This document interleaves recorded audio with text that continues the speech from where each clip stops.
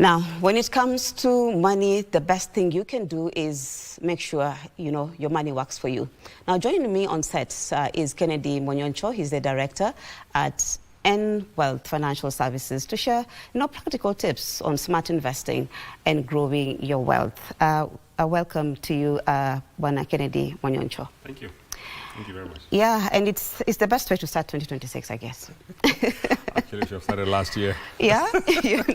We have started towards November, December, thinking about this year, but we are used to festivities, so there's no time to think too much. Thank you so much. Yeah. I'll just give you a chance to just give us a little bit. Who is Kennedy Monyoncho and, what you do? All right, thank you very much. My name, as you mentioned, is Kennedy Monyoncho. I actually use 3 names, John Kennedy Monyoncho. And I currently am a director at Wealth Financial Services. And Wealth Financial Services has a number of subunits that deal with investment. Of course, we deal with pension administration as a major product. We also deal with capital, and it's called Annual Capital Unit Trust Limited, which we deal with investment. Okay. We also have what you call Annual Corporate Trustee. We are a corporate trustee for institutions that don't want to have individual trustees. Okay. Then we also run what you call an Annual Insurance Brokerage firm that handles insurance issues. And of course, our latest product is Annual Impact Debt Fund. That is to on-lend to small investors who would like to borrow money at a competitive rate, better than what we actually have in the market. And of course, finally, there's an arm of what we call the impact side. We have the Annual Foundation, where we support orphans and less privileged young men and women to go to school. Okay. Yes. Thank you so much, Kennedy, for that brief introduction. So let's begin. It's 2026, and money has always been an issue for everybody. Yes. Yeah. So we are looking at where someone can invest, yes, in 2026. And I want us to bring it to the lowest level possible. Correct. Sometimes when people hear about investment, they think I need to have a lot of money for me to invest. But we're going to look at where you can invest even with as little as, say, 5,000 shillings, or even lower. But just mention to us briefly, where are some of these areas before we get into the nitty-gritty of how they work? Okay, right now you can put your money, first of all, you could say, I want to put my money in pension. You can put your 5,000 every month in your pension. That's a good starting point because you get compounding interest. By the time you get your money back, it will have been compounded. That's the first one. And you can't easily withdraw that money, so it is more or less safe for that period. We also have a second product, which is the money market, where you are actually paid a monthly return. But you see, if you're investing for the long term, you don't want to withdraw your money regularly. What you want to do is to let it stay until it's able to mature in the time that you want it to mature. Thirdly is you can put your money in the stock market. We have products that deal with buying and selling shares because those are cheap. You don't need a lot of money. All right, you need as low as 3,000 shillings or 100 shares, whichever is lower. You can be able to put in your money there for investment. And of course, 5,000, we can't yet get into the fixed, what do you call, the bonds and bills, because they're a bit more expensive. So if you can start at a lower level and build it upward. I think the important thing to remember here is that money working for you, because you can't get into business which is not exactly money working for you. It's you and your money working with yourself, because you have to involve yourself. Yes. So we more or less try to encourage people to allow their money to work for them. Yes. So send it to where other money is and let that money work for you and let it give you a return. Okay. Yes. So now let's break it down. You talked about money markets. Yes. So what, first of all, is money market and how does it work? Okay. Yeah. Now, in the financial world, the term money market, and especially the product of a money market, is pretty new. There are very few people who know that there used to be a money market. What we used to have was a savings account that pays you interest at the end of the year. That's what we have been having. Yeah. But right now we have a product that, should you want to have your interest on a monthly basis, you can actually invest your money there. But you have the option of allowing that money to be compounded on a monthly basis towards the end of the year.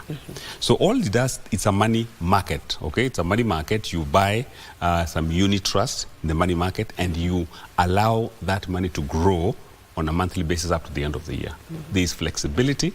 You can withdraw it should you need it, should you have probably an emergency, but we also train our members to have an emergency fund. You don't want to start saving or investing, then you have to withdraw, because then you lose the advantage of the investment. So that is a much easier process to be able to invest in the money market. It's easy, it's flexible, but it needs quite a bit of discipline. Okay. Yes. So are you saying that someone can actually, invest short-term and long-term in the money market? And ideally, we need to have someone deciding, why am I investing? It's very important to do that. The why of anything is powerful. Once you understand the why am I investing, the how becomes much, much easier. So if I'm thinking about retirement in the next 20, 30 years, maybe my objective is to invest for retirement. Or I'm thinking of buying bonds from the little money I'm investing. So my target is, in the next 1 year or 2 years, I can get into the bond market because I have been saving, investing in the money market, because the money market, you can save as low as 1,000 bob, regularly. So you can say, I can save 1,000 bob or 5,000, as you mentioned. For a year is 60,000. Minimum bond is 50,000. You can buy a bond 50,000 at the end of the year. You must have the why. Why am I investing? And that why must be compelling. If it's not compelling, of course you will put in money and withdraw, put in money and withdraw. Yeah. And just, generally, we'll be getting into some of those products, and if I may call them, in the money markets. There is a fixed deposit account, there's insurance, pension that you actually mentioned, and all that. So sometimes people just want to understand the risks. And maybe that is where some people are like, 5,000 might look small to somebody else, but someone else has really worked for it, and they're like, not a shilling of theirs will get lost. What are some of the risks, can I say, that people can, get to understand even as they plan to invest their money? I can talk about probably 2 or 3. The first risk is you can invest in products that actually do not increase the value of your money. For example, if you invest in a bond, bonds do not grow with inflation. So assuming you bought a bond for 100,000 shillings and it's a 5-year bond, in 5 years, you'll get back your 100,000 shillings.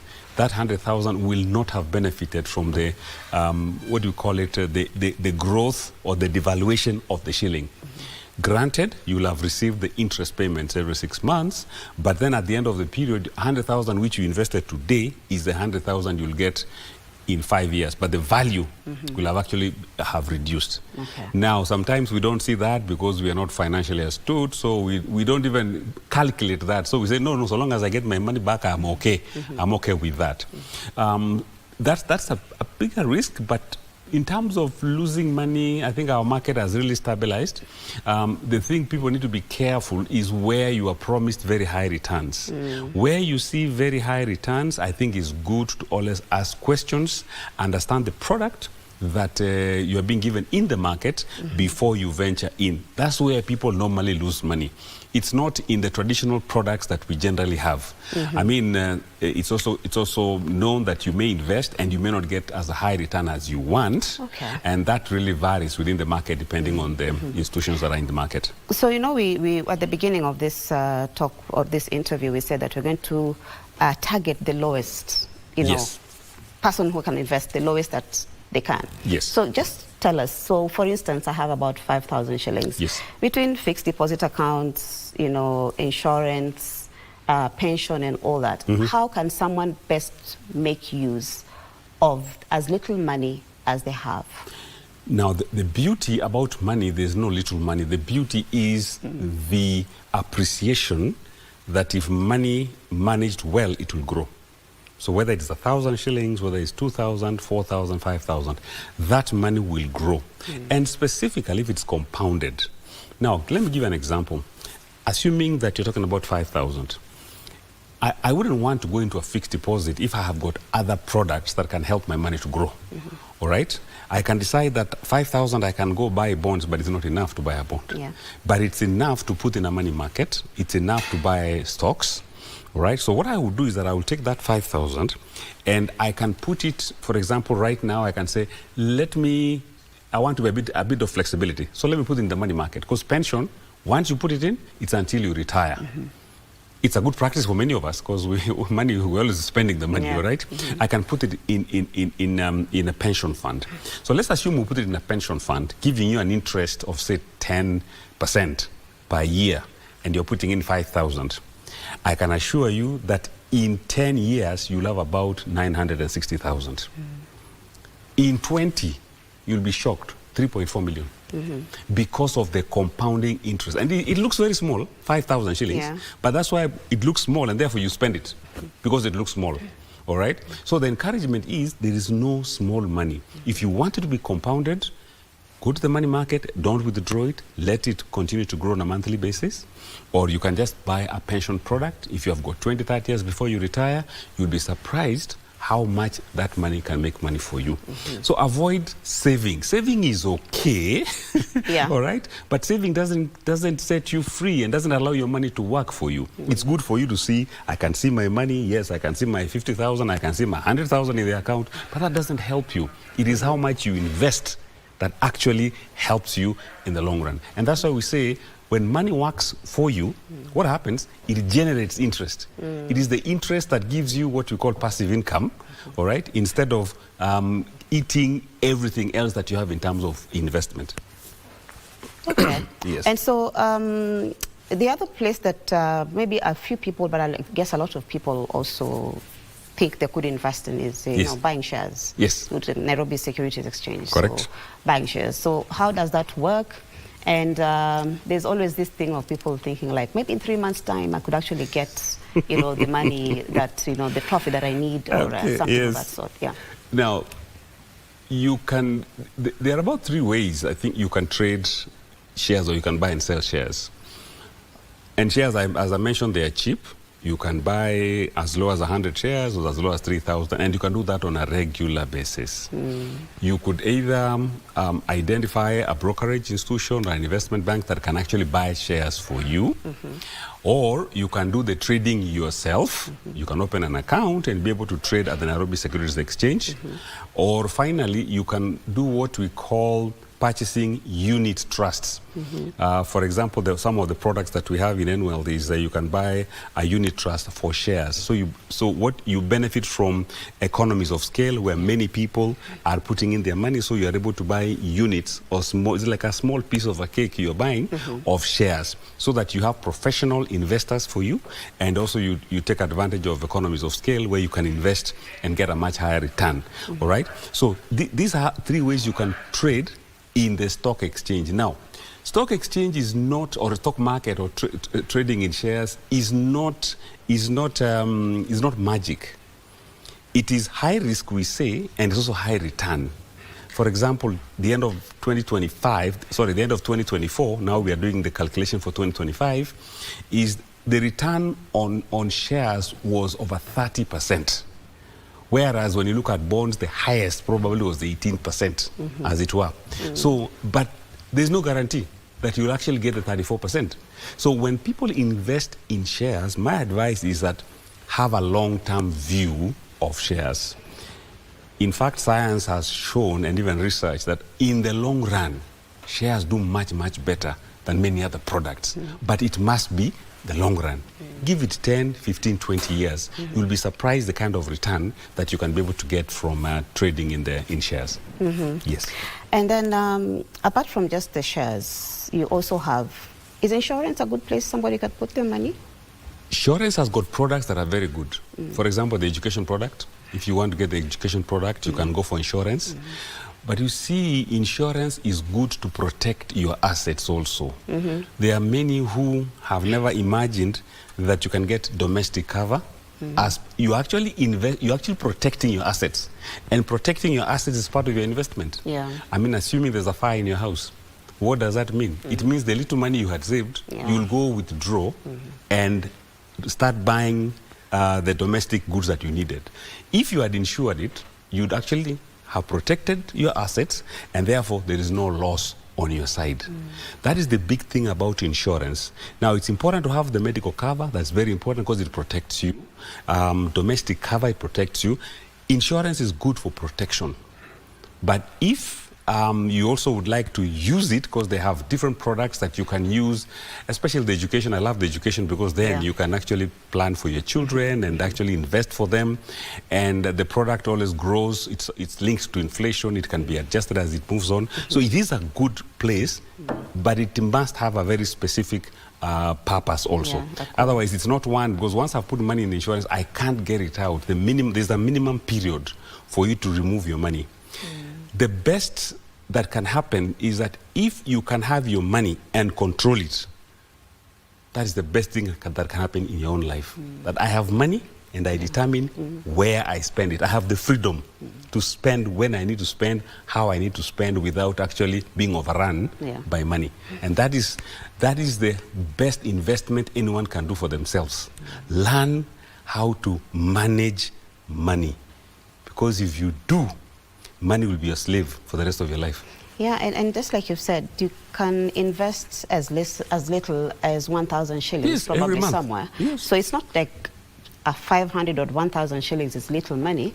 It's just, actually for me, I normally say savings or investment is a habit you need to inculcate. It's not so much about how much you put, but the habits that you are inculcating. You are 100% right. It's a habit. It's a habit that we need to develop. We need to grow. If it means we teach our children when they're young, let's do it so that they can develop a saving culture that can help them to invest into the future. Exactly. So 100 shillings is not little. If you put it like every day, by the end of the week, you have some double 100 shillings every day for a year. How much money is that? Exactly. So there's no little money, there's no big money. It's just how you invest it and how you use it, or how you make money work for you. Correct. And maybe just to address especially the young people, it's not like the old people have, it is too late to invest. But somebody who's starting off work, they're young, they have money, probably they're still staying back at home with mom and dad. They don't have much expenses, probably have no family. Would this be a good place for them to start looking at, pension, for instance? For the young people, two things I would advise very quickly. If they can start thinking about passive income when they're still staying with their parents. For example, if they say we want to buy a house, nowadays you can get very nice condos, one bedroom for about 2.5-3 million. That's money you can save over 4 years or 5 years, all right? If you're saving, instead of paying rent of 20,000 or 15,000, you can put it into a one bedroom where you will own that house in 4 years. And although you are living elsewhere, that house can be giving you a return. Okay. All right? Which is passive income. And the earlier you start thinking about passive income for you, the better. Yeah. All right? Now, pension is very good. And I know for the young ones, they would like to finish their life today. Yes. They only live once. So why do I want to save for tomorrow? Yeah. But from experience, there is no way you can run away. There's no way you can say when you're 50, you have the strength of a 20-year-old. Yeah. It doesn't auger that way. It doesn't operate that way. Yes. Thank you so much, Kennedy Monyoncho, Director, and Wealth Financial Services, for coming in and just, giving us, tidbits on how we can actually invest money as little as 5,000. By the way, you can plan your Christmas by saving 5,000. Exactly. Why do you want to wait and eat December salary for Christmas? And actually, planning early for your December starts in January. Start now. Yeah, exactly. You can save 5,000 for fees, 5,000 for your December holiday, 5,000 for transport. You'll be surprised. Thank you so much. You're welcome. So we've been speaking to Kennedy Monyoncho. He's the director at Wealth Financial Services. And he's just giving us tips on how we can start our financial freedom, if I may call it, this 2026. So thank you so much, Kennedy, for coming in. Thank you. And we want to take a commercial break just after that. But when we're back, I'll be taking you through the rest of the bulletin.